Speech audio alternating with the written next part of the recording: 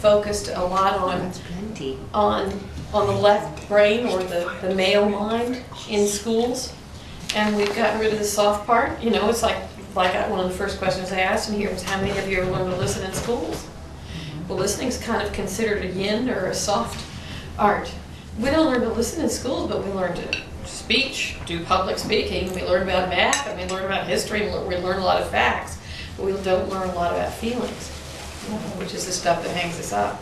So it is time to yin the world up, you know, for women to get out there and do our thing. Not just let it take over, because that's not our way, right? Join hands, pull people in, pull men in. I don't want to make men into the enemy, and I feel for them. I have a lot of compassion for how much they don't get to access their feeling life. So speaking of men, let's talk about anger. So tonight's lesson is about listening to somebody when they're angry. We're not going to get to how to talk when you're angry. That's a whole nother bailiwick. I mean, we're trying to fit this into the time we've got, and give you time to practice is going to be enough. But I want to really kind of get inside the notion of what anger is, and what happens when somebody gets angry at us, or is angry. Maybe it's somebody else. It's different if they're angry at us than if they're angry at somebody else. But what to do. But first of all, to sort of look at anger. What is it? And I wrote these. I'm going to be going through my notes here. This is almost my lesson plan, but we can.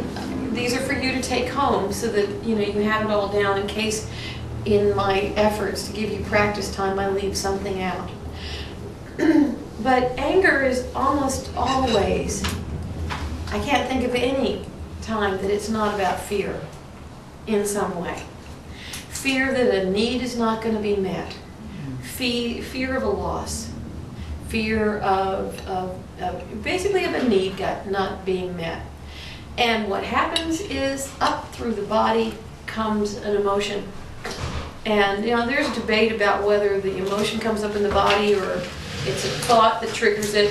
I would say that probably more often it's a thought that triggers it, or actually it's both. I mean, you see something coming at you, the snaggletooth tiger's coming at you, your body has an immediate reaction. It's probably both, and it doesn't really matter for here. But that it's a state in the body, it's energy happening in the body that wants to go someplace. And it wants to go someplace, and it wants to get out. A lot of people don't have an access for that anger on a regular basis, so sometimes what happens is that anger gets bottled in. And then another day, another thing happens, and it gets bottled in again. And it gets bottled in again, like somebody who hates their job for 20 years. That's a lot of bottled anger. So, they step on the cat's tail, and the cat goes, "Rawr!" and they ruff, and they cuss at the cat, because all that stuff is in there. And it's not about the cat, it's about something else. Hello, hi, good to see you. Like your shirt. So we're talking about anger. How good, I love that. How nice. Come on in, let's talk about anger. So we were just saying, and you're just I'll just recap just briefly, that anger is really, we're just starting, and here's your handout. Anger is, one of the first things is that it is energy, and it's energy in the body. And when it gets bottled up, it doesn't feel very good. And we're going to do a little bit of checking in with our own anger, whether it's present or past, so that we can feel that. But it gets into the body, and it wants to go someplace. And when it doesn't get to go someplace proper or at all, it will sit there and encase quite often.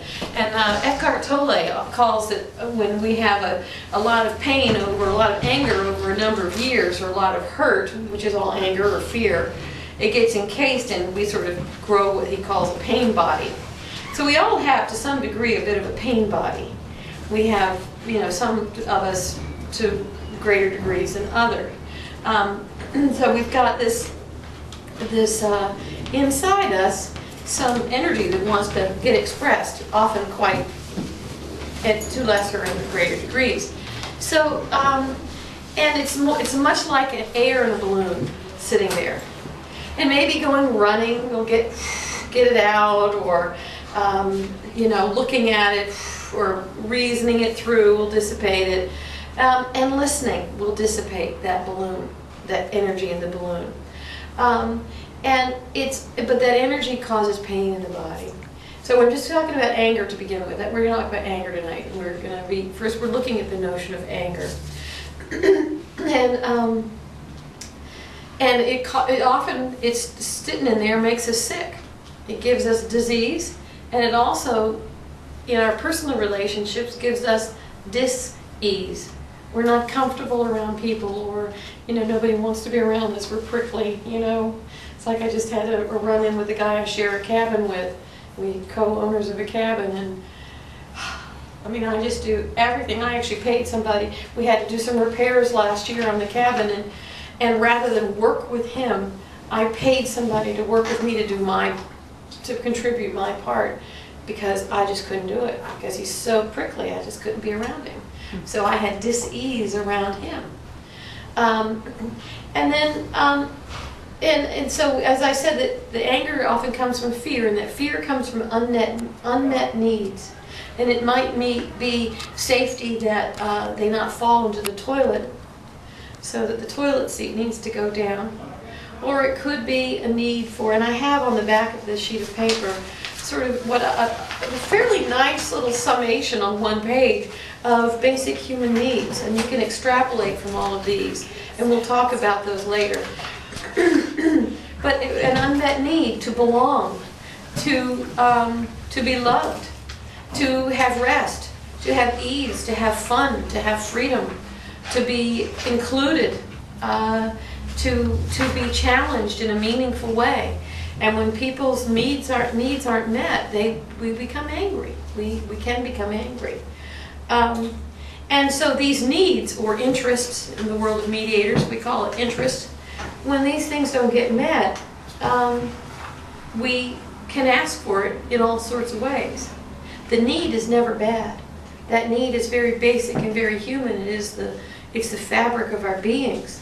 We're all entitled, in my belief, to health and happiness, or the pursuit of happiness. But it's the way we go after those needs that often is what compromises us.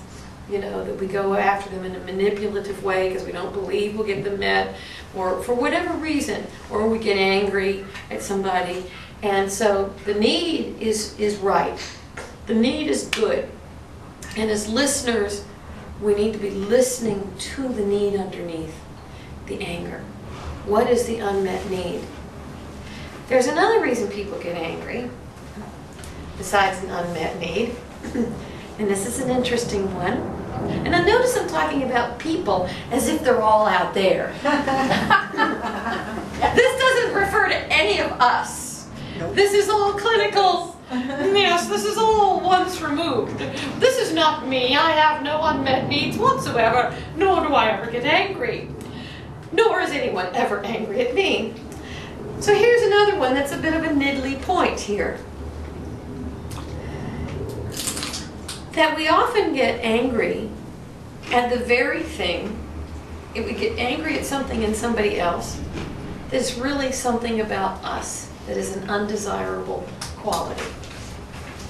I don't like the word projection because it's got bad juju around it. It's got negative connotations. I think that we are here to learn from one another. Our relationships are our schools. And our edges, as we would call this, are our signal that we have something to learn.